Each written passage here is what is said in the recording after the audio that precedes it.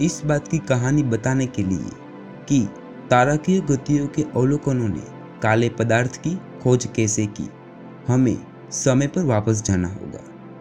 लेकिन बहुत दूर नहीं, बस 1920 के दशक में। वास्तव में जब ब्रह्मांड के पैमाने, प्रकृति और उत्पत्ति के बारे में हमारी जागरूकता अभूतपूर्व गति से बढ़ रही थी। इतिहास में यह अवधि टेलीस्कोप के शुरुआती दिनों के साथ तुलनीय है, जब ब्रह्मांड एक पैराचल्य भूसंरचना से एक में परिवर्तित हो गया था, जिसमें पृथ्वी एक साधारण ग्रह की परिक्रमा करने वाली किसी अन्य ग्रह से ज्यादा कुछ नहीं थी। 1920 के दशक तक कई खगोलविदों ने 1901 में जैकबस कॉर्नियल कैप्टियन द्वारा प्रस्तावित गैलेक्सी के मॉडल का स्वीकार किया था। सितारों के एक विशाल अंडाकार मंडली हमारे और मंडल के साथ कहीं केंद्र के पास। यद्यचित उन्होंने अपने सिद्धांत को 1 और 20 वर्षों तक प्रकाशित नहीं किया, लेकिन हपटियन का मॉडल उनके सहयोगियों के बीच अच्छी तरह से जाना जाता था, जिसमें युवा जन हेनरिक और थी शामिल थे, जिन्हें हम जल्दी ही मिलेंगे। अधिकांश आकाशगंगाओं ने एक लाल रंग दिखाया, जो दर्शाता है कि वे हमारे अपने मिल्की वे से दूर जा रहे हैं। लेकिन यह अनुमान लगाने के बजाय कि मिल्की वे ब्रह्मांड के केंद्र में है, इस खोज से पता चला कि ब्रह्मांड का विस्तार हो रहा है, और यह कि प्रत्येक आकाशगंगा प्रत्येक दूसरी आकाशगंगा से पुनरावर्तित कर रही है। एक ओवन में फलों को केक पकाने के सुल्तानों की कल्पना करें, जो आकाशगंगाओं की यह पारस्परिक मंदी अक्सर चित्रित की जाती है। जैसे ही केक बढ़ता है, प्रत्येक सुल्ताना दूसरे से दूर चला जाता है, जो विस्तार केक द्वारा किया जाता है। हालांकि हबल ने इस सार्वभौमिक विस्तार की पहचान की। हमें ध्यान देना चाहिए कि आकाशगंगाओं ने पुनरावर्तित की उनकी टिप्पणियों को शिल्पर द्वारा परिवर्तित किया गया था, जो उस समय हेलेक्टिक वेगों पर अग्रणी प्राधिकारी थे। हबल ने जो किया वह एक सरल कानून की खोज करना था, जो मंदी के वेग से दूर से संबंधित है। आकाशगंगाओं की आपसी मंदी का एक महत्वपूर्ण निहितार्थ यह है, जितनी तेजी से एक आकाशगंगा आपसे हट रही है, उनकी ही दूरी है। कि उदाहरण के लिए 3 आकाशगंगाओं को समान रूप से एक रेखा के साथ अलग करने की कल्पना करें, और सभी एक ही दर से एक दूसरे से दूर जा रहे हैं। अब एक पंक्ति के एक छोर पर एक आकाशगंगा में रहने की कल्पना करें। हमारे दृष्टिकोण से मध्य आकाशगंगा हमारे दूर जा रही है, जैसे हम मध्य आकाशगंगा के निवासियों से दूर जाते दिखाई देंगे। लेकिन अगर हम दूसरी आकाशगंगा की मंदी को मापने के लिए थे, तो यह निकट आकाशगंगा की तुलना में दुगनी तेजी से आगे बढ़ता हुआ प्रतीत होगा। ऐसा इसलिए क्योंकि हम निकटवर्ती आकाशगंगा से प्रतिवर्तित कर रहा है।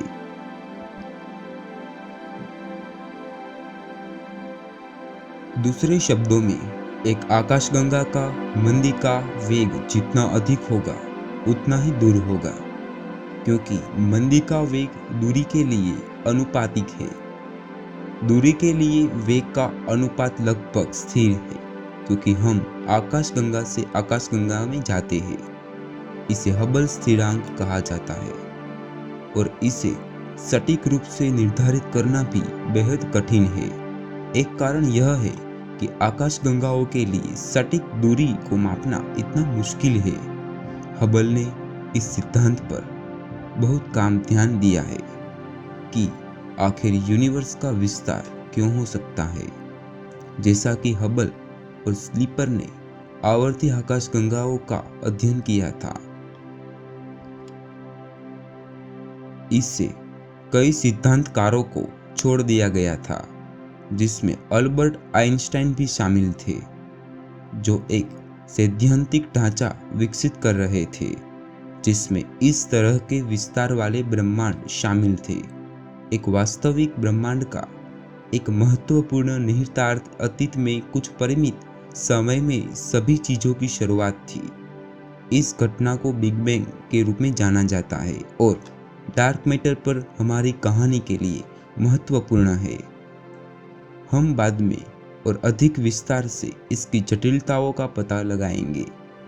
अन्वेषण के इस युग में 20वीं सदी के खगोल विज्ञान जॉन हेनरी ऑट के दिग्गजों के में एक डार्क मैटर के बारे में उनके अपने निष्कर्ष अब गलत माने जा रहे हैं, लेकिन यह और किसी भी अन्य की तुलना में अधिक था जिन्होंने खगोलविदों को गांगीय पैमानों पर डार्क मैटर के बारे में गंभीरता से सोचने के लिए प्रेरित किया। सितारों की गति। इस तथ्य से भी मिल्की वे घूमता है। गैलेक्सी के रोटेशन की खोज। 3 प्रमुख आंकड़े शामिल थे जो 1925 और 1930 के बीच टूट गए। गुस्ताव स्ट्रॉमबर्ग, हर्टिल लिंडेम्ले और जॉन ऑर्ट। स्ट्रॉमबर्ग का योगदान यह खोज था कि मिल्की वे सितारों की औसत गति उनके यादृच्छिक गतियों के साथ संबंध रखती है।